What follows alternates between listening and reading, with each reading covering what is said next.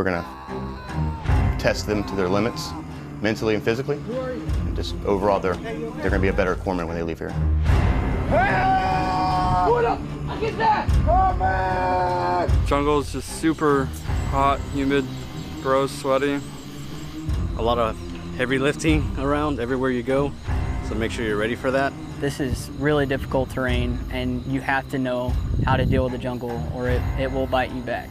You're learning different techniques like how to sustain yourself and how to sustain the patient as you battle the jungle, really. You know, you might feel like, oh, no, this sucks, you know, I don't like this, but it still has a purpose.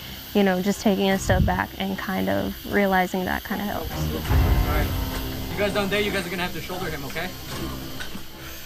Ooh, it's good, it's real. It's tough. Oh yeah, training is definitely hard. We've all done it, and we all kind of sat down and said, yeah, this is gonna be really, really hard. But it's there for a reason. We're starting out with basic infantry skills that would correlate with medical skills.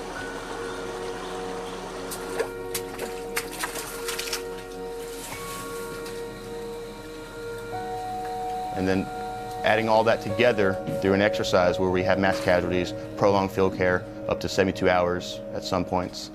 It really is go, go, go, and it's stressful, and we are at that point testing them.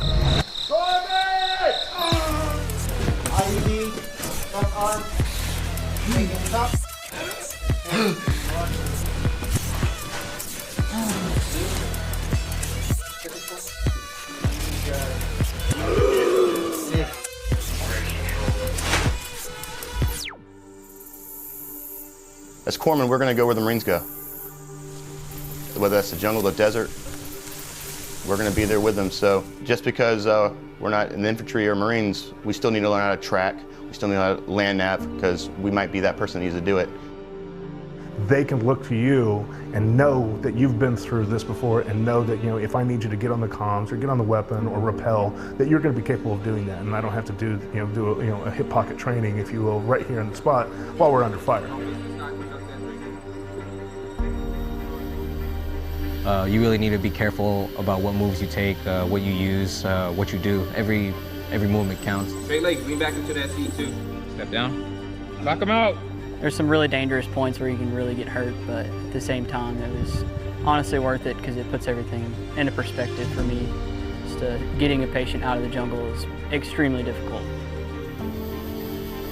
It all plays back into, you know, your medical training at the end of the day.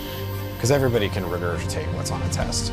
We want to see, can they take what we've taught them, apply it to the situation without prompting? That's the ultimate goal.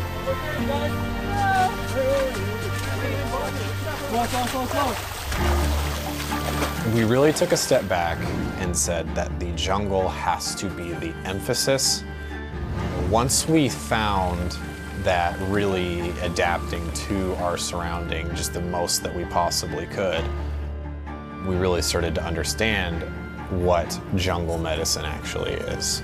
For the last 20 years, our focus has been primarily on desert warfare. So that's, you know, where everything has shifted over the last, 2 decades. So now is the great time to start building up our foundation for that new set of corporate knowledge, to take everything in the history and incorporate that into our our modern medicine, our modern techniques and equipment, to kind of find that mesh between the two and see where that takes us in the next 20 years. So with the future of the military and the future of medicine in general, we need to remember that it's not always going to be a desert.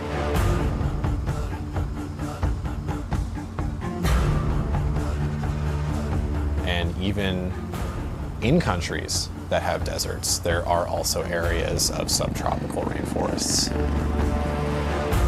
So we can't just focus on 2 hours we're gonna have a medevac. We may have to sit on a patient for a day or two, maybe 3. And so it's very vital, especially in an atmosphere like this and the terrain. You just never know when and where you can get something.